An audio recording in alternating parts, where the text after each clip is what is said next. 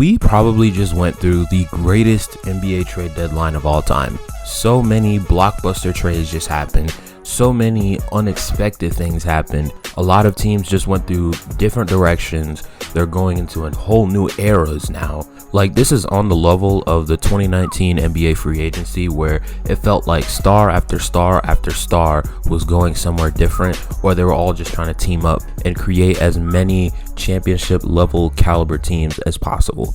And there were players that we never even anticipated of getting traded that got traded and are now going to be on whole different teams. And then on top of that, we have teams just making some of the most short-sighted decisions. But I'll get into that with this winners and losers video. I want to say before I get started, if you like content like this and you want to see more of it, make sure to subscribe. But without further ado, let's get into the video.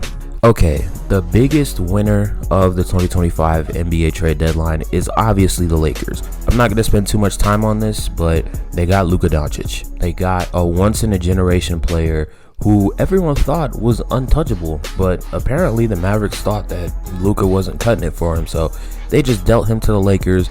And the Lakers, in my opinion, while in the short term, they're probably not better than Dallas on paper. A, they have a higher seed in the West right now, and B, the short term doesn't really matter that much in this trade. In this context, it doesn't really matter. The long term is what matters here. You know what I mean? Like, Luka Doncic is gonna be on this team for the next foreseeable future. Not even the foreseeable future. For the next 10 years, probably the next 11, 12, 13, 14. It doesn't matter. Luka Doncic is the future of this team. He's 25 years old, and the Dallas Mavericks just dealt him away for Anthony Davis, Max Christie, a first-round pick. And not only that, the Lakers also get Maxi Kleber, who's a serviceable role player, who's a good three-point shooter and a good defensive player. So there really is no argument you can make for the Lakers losing this trade. The Lakers, they got a generational 25-year-old, and on top of that, they got another good role player. And they're pairing all that next to LeBron James for possibly one last deep playoff run. And the thing about the Lakers is they were so cooked like a week ago without this Luka Doncic trade. Before, there were questions about how they were going to end the LeBron era. There were questions on if they were ever going to get a third star, and this is what they did. Within the span of a week or two, they've just they changed the trajectory of their future for the next possibly 5 to 10 years at the least. The next biggest winner of the trade deadline is the San Antonio Spurs. They got De'Aaron Fox, and all they had to give up was Zach Collins, Trey Jones, and a first-round pick, which wasn't even theirs to begin with. They finally got an all-star level point guard next to Wembanyama, and they didn't have to give up Vassell, Keldon Johnson, Jeremy Sohan, and none of those guys. And they managed to also keep Stephon Castle, who they considered untouchable. So this is a massive W for San Antonio, and they pretty much elevated themselves to, at the very least, a first-round level team. I could see this team giving OKC problems in the first round if they ever met up. Same thing with LA, same thing with the Grizzlies. And you also add on top of that, De'Aaron Fox is a consistent scorer and can be a number 2 option next to Wembanyama. And you see how Wemby is playing this season, how he's pretty much having arguably the greatest sophomore season in NBA history, in the running for Defensive Player of the Year.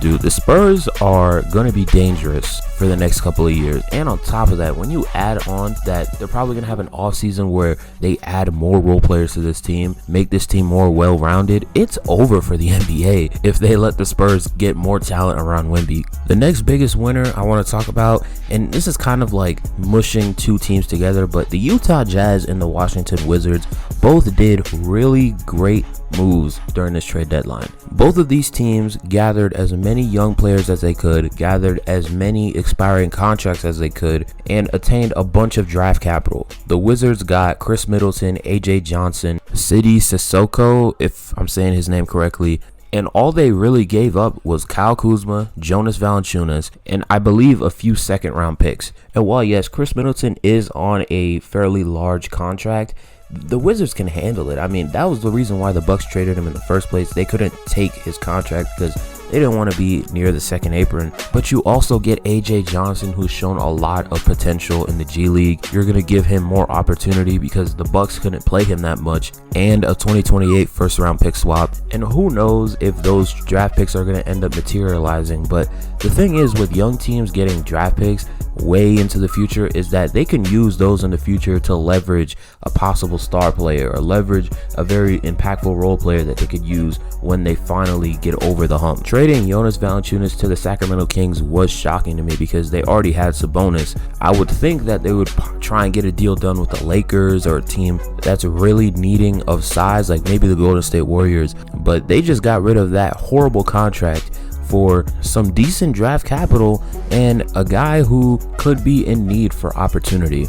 And the Utah Jazz did the exact same thing. In the Luka trade, they got Jalen Hood-Schifino, who has shown to not be that great of an NBA player, but again, you could see how well he can do if given opportunity. If he sucks, he sucks. If he doesn't, you can keep him around. And on top of that, they got some draft capital as well. The Jazz also got Dennis Schroeder, who could be a future trade piece, or it could just be fodder for his salary, because I believe he's on an expiring contract, and the Wizards, or not the Wizards, the Jazz could just let him walk in free agency. And his value is going to be extremely low because he got passed around 4 times in the trade deadline. Like, I had never seen some shit like that before. A player getting traded 4 times, back and forth, no you take him, no you take him, just to end up on the Utah Jazz. Shout out to both of these teams, man. They are doing a masterclass job of collecting assets. The next winner I'm going to talk about is the Cleveland Cavaliers.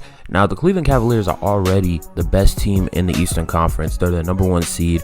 They went on like a 10-0, or I don't even remember how long their winning streak was, but it was like 15-0 to start the season. They've been playing phenomenal basketball, and because it's the Cleveland Cavaliers, a lot of people don't have belief in them, and they think that they're pretenders and things like that. Well, they just got DeAndre Hunter from the Atlanta Hawks, and they didn't have to give up that much. They gave up Karis LeVert, Georges Niang, and 3 second-round picks for DeAndre Hunter, who's having one of his best seasons in the league so far. He's like a 6-year, 7-year vet at this point, averaging 19 points per game on nearly 40% from 3. You put that next to Donovan Mitchell, you put that next to Darius Garland, that only makes them 10 times more dangerous than they already were. And on top of that, now you have a guy who you can put on Jason Tatum in a playoff series, a guy you can put on the best team's lead guard when you want to hide Mitchell or Garland on defense. And the fact that Cleveland didn't have to give up a first-round pick for DeAndre Hunter, that just shows the lack of competence from the Atlanta Hawks in this situation. Because guys like DeAndre Hunter are extremely valuable, and any team will be lucky to have him. Shout out to the Cleveland Cavaliers. They are one of the best run organizations in the entire league right now. And then another winner that I'm going to talk about is the Miami Heat.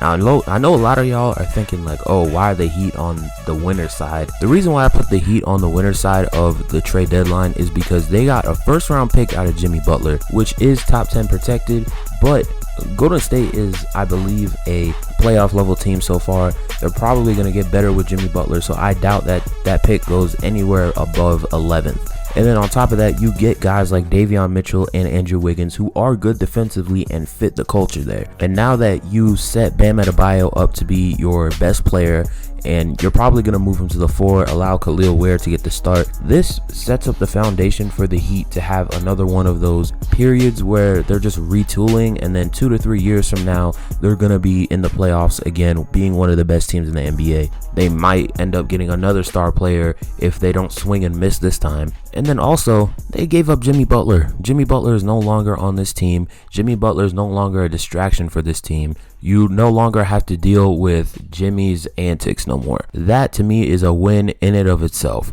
Now I'm going to talk about teams that didn't necessarily win or lose in the trade deadline in my eyes. And the first team that's up is the Toronto Raptors. To me, the Raptors didn't move the needle enough to be considered at best a 6 seed. I don't see the Raptors being anywhere above a 6 seed just because, while yes, you got Brandon Ingram, A, there are health concerns that come with him, and B, I don't know who's going to be the number 1 option here. Is it going to be Ingram? Is it going to be RJ Barrett? Is it going to be Scotty Barnes? I presume it's going to be Scotty, but you never know because Scotty Barnes isn't really a scorer first. You're counting on a lot of variables outside of your control to guarantee success with this team. You're counting on Brandon Ingram staying healthy. You're counting on Scotty Barnes to take another scoring leap. And then you're also counting on RJ Barrett to be the playmaker that you need. But I'm not going to put them in the loser category just because they got good enough returns for what they gave up. I fully respect what Masai is doing right now, and he's trying to get this team back in contention because it's a pretty well-rounded team, a well-rounded roster, but there's just a lot of outside variables that need to go in their favor, and I'm just not too sure about them just yet. Another team that I don't think necessarily won or lost is Golden State. The Warriors, yes, they got Jimmy Butler, but they paid $60 million a season for Jimmy Butler, which I don't think is the smartest move. And the amount of desperation that they've shown in this trade deadline is the reason why I can't in my right conscience call them a winner of this trade deadline, because they are going to be paying all this money to Jimmy. They're not going to be able to surround the team with good enough assets or good enough role players, and it's just going to be Jimmy and Steph the entire time. This team is already old. They gave up Andrew Wiggins, who's I don't even think is 30 yet, to get a 35-year-old Jimmy Butler.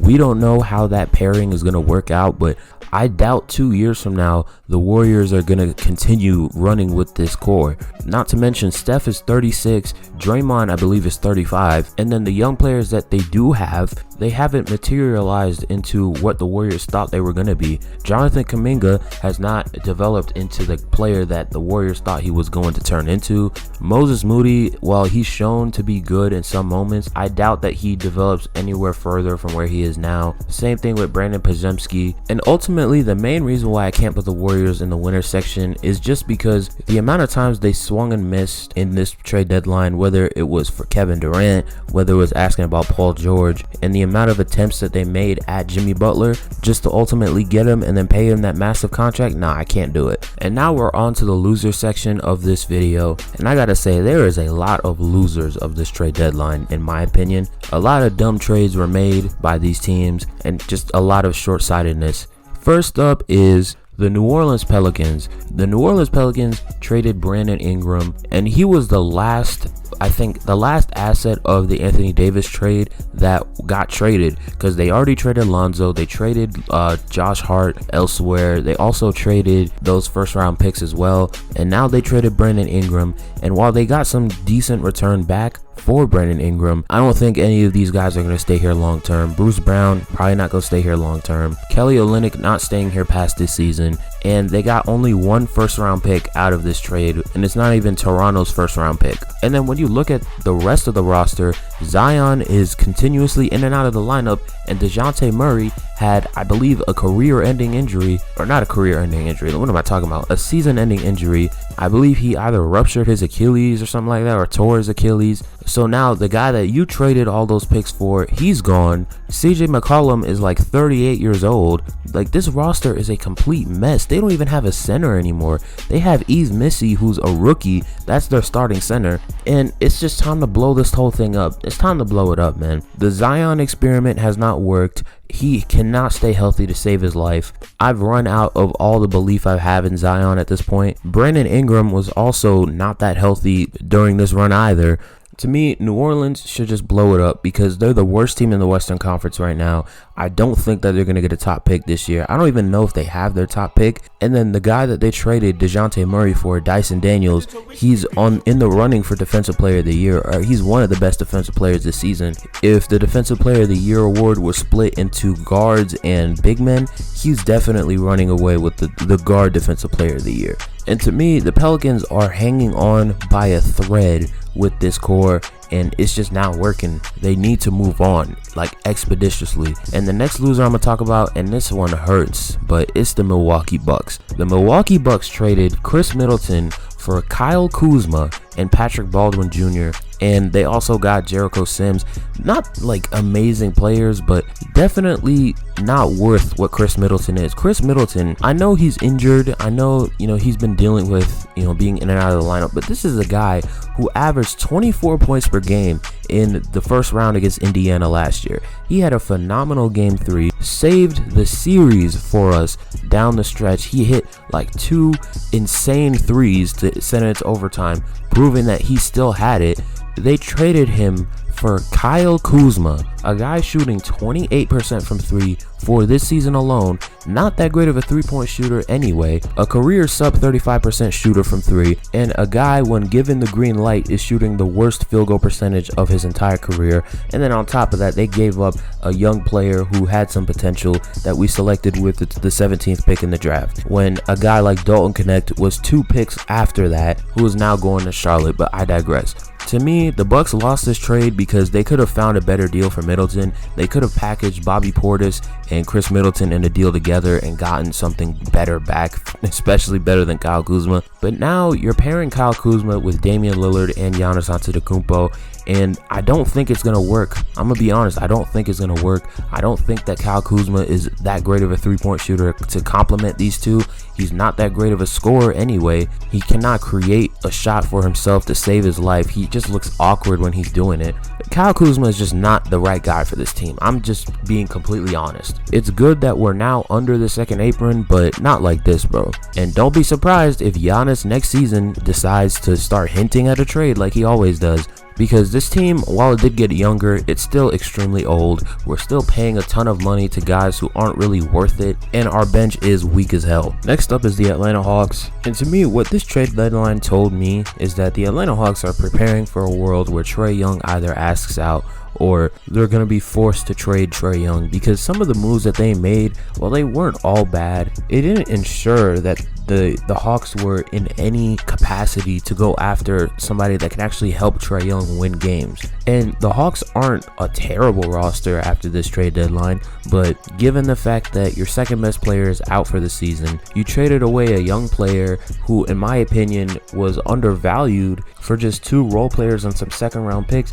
That shows me that the Hawks aren't really concerned with trying to get another star player next to Trae Young. Me personally, I think that the Hawks are probably going to trade Trae Young by the middle of next season. I think that's the direction that they're going in.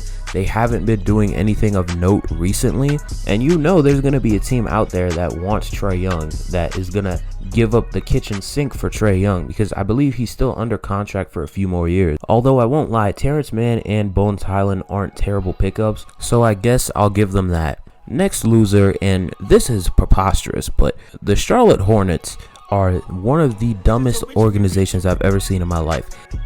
Not to mention, they also gave up Nick Richards, who's one of the best rebounders that they've ever had on their roster. They gave him up to Phoenix for literally nothing. And I don't care about the 2 first-round picks that they got, because who even knows if those first-round picks are going to be anything of value. First of all, the Lakers are going to be good by 2031. I can predict that. They're going to have Luka Doncic on their roster. Like, in the next 10-15 years, I doubt, unless Luka obviously doesn't get injured, God forbid, but I doubt that the Lakers are ever going to be tanking anywhere close to 2031. And Mark Williams could have been the center of the future for the Charlotte Hornets. He was a perfect fit next to LaMelo Ball, and now the Hornets, who's left on that, on that roster who can play the 5? The only options you have is Tijon Salon, who's a natural 4, and like Musa Diabetes, whatever his name is, Musa Diabetes, that's his name, who hasn't been terrible, but to me, he's not a starting caliber center on this team. Unless they want to play small ball and run Grant Williams at the 5, who's like 6'7", hey, knock yourselves out, Charlotte. Not to mention, they also traded for Yusuf Nurkic, who I guess is going to be their center now going forward. Yusuf Nurkic is one of the worst centers I've ever seen play basketball. Yes, Yusuf Nurkic, the same guy who flopped on the Phoenix Suns. Like, I thought that Yusuf Nurkic was better than what he was, but the only thing that he's ever really going to bring you is rebounding and a little bit of like playmaking through dribble handoffs. Other than that, you shouldn't expect much from him. Don't expect amazing interior defense from this guy. And the worst part of the Mark Williams trade is that the Lakers didn't even know that he was available, and they just asked. The next biggest losers of this trade deadline, and I'm grouping these 2 teams together, the Chicago Bulls and the Sacramento Kings. The Chicago Bulls, all they got was 3 decent role players for Zach LaVine, and they got their And I know people are going to bring up the first round pick they got. They got their own first round pick back. Congratulations. The Bulls aren't even that bad enough to guarantee a number one pick. They'd be lucky if they do. And it's good that they got some young players back, but none of these guys are going to stick here long term. You still have Lonzo Ball on the roster, who you extended, which wasn't a terrible idea, but I thought that Lonzo Ball would be on the move past the trade deadline if LaVine were to get moved as well. And the Bulls aren't a terrible situation right now. I believe they're finally going into a direction that is positive for the team, but it's like Zach LaVine should have been gone 2 years ago. You should have done this Zach LaVine trade when he was 2 years younger and was probably better than he was now. I know Zach LaVine is having a good season so far, but let's be honest. After that one season when, DeRozan and LaVine, the Bulls were like the number one seed at one point in time. I believe this was 2022. After that, after you saw the team is going south, you should have traded that dude. You could have probably got something better than your own first round pick back. And that's not even to mention Sacramento. They're basically the new look Chicago Bulls. They have Zach LaVine and DeMar DeRozan on the team. You have a playmaking center on the team who can also shoot in Domantas Sabonis, very similar to Nikola Vucevic. And speaking of Nikola Vucevic, he didn't get traded at all, so the Bulls are stuck with him for the rest of the season as well. And then on top of that, the Sacramento Kings got 3 draft picks which aren't going to materialize. The only draft pick that they got that's probably going to turn into something is that 2031 Timberwolves pick. Because of how unpredictable the Timberwolves are and the chances that they're even going to be good by then, you might have an opportunity at getting a lottery pick. But other than that, the rest of the draft capital that the Kings got is horrible. And that's not even to mention the possibility of the Kings maybe trading that pick. The Kings are going back to utter mediocrity, and they gave up De'Aaron Fox just to become like the Chicago Bulls. Also, not to mention, they have Jonas Valanciunas on this team, so this team has absolutely zero interior defense. Prepare, if you're a team that likes to attack the paint, prepare to put up 200 points per game. If you're the Lakers, prepare to throw lobs all over Jonas Valanciunas and Domantas Sabonis, because getting into the paint is like getting past an old security guard. And this is going to shock some of y'all, but the Dallas Mavericks aren't the worst team of this trade deadline. Yes, they traded Luka Doncic, but at the very least, they're going to be competitive in the Western Conference for the next 2-3 seasons. I don't agree with the idea of having Kyrie Irving as your number one scoring option, but hey, it's better than nothing. They would have been better off if they kept Luka, but this direction at the very least ensures that they're competitive in the Western Conference for the next few years. Plus, Anthony Davis is probably going to go back to being like more of score heavy. The only guarantee that the Dallas Mavericks have is that they're probably going to be in some sort of deep playoff run in the next few years. I think one time they're probably going to make it to the Western Conference Finals. Other than that, their biggest threat is injuries. Kyrie Irving and Anthony Davis are very injury prone. They are prone to missing a lot of time, and given their ages, it's not a smart idea to invest into these guys at their age. But hey, the Dallas Mavericks already made their bed. It's time to lay in it. At the very least, they get a young player in Max Christie who could develop into something, but those are the only real positives that I can make out of the Luka trade at this point. The biggest loser of the 2025 trade deadline is the Phoenix Suns. The Suns are already cooked to the point where they're probably going to have to trade Kevin Durant sooner or later. But on top of that, the fact that they're stuck in the situation with Bradley Beal where they cannot trade him without him, either approving or rescinding the trade is completely ridiculous. And 2-3 years ago, they were one of the better young teams in the league because the way that they built their roster was extremely organic. They were one of the more organically built young cores in the league. They had Bridges, Cam Johnson, Devin Booker, obviously, Chris Paul, who they traded for, some good draft capital as well. And it felt like in 2022, after they lost to the Dallas Mavericks in that embarrassing fashion, they've just been spiraling, and they just been like, oh, we got to go get this guy, that guy. We got to go get Kevin Durant. Let's trade Mikal Bridges and all that. Like, they were just making move after move after move, and it hasn't materialized. DeAndre Ayton was probably the only guy on that team who you could argue should have been traded. But other than that, I mean, after this trade deadline, you're also going to have to deal with chemistry issues. Kevin Durant's probably not going to want to be here that much longer because you try to trade the guy even though he expressed no interest in going anywhere else. Bradley Beal's probably going to be pissed off as well because you try to trade him too, and all you're going to have left is Devin Booker and probably a bunch of assets that you get if you trade those two guys. That's the only way that Phoenix can get out of this hole that they're in right now, because their top 3 guys are taking up like 50% of their entire salary. They can only go out and get minimum role players like Bol or trade for guys like Grayson Allen who aren't even that great to begin with. I've never seen a team be this cooked in my entire life. It's the outro. That's the end of this video. If you like this video, make sure to hit that like button down below. I am dropping more videos more consistently, so be on the lookout for more videos. And if you agree or disagree with anything I have to say in this video, make sure to let your voice be heard in the comments. I am looking forward to reading the comments in this video because this is a heavily opinionated video and it's very long as well. But that's it for me. If you enjoyed, like, subscribe, comment, and I'm out. Peace.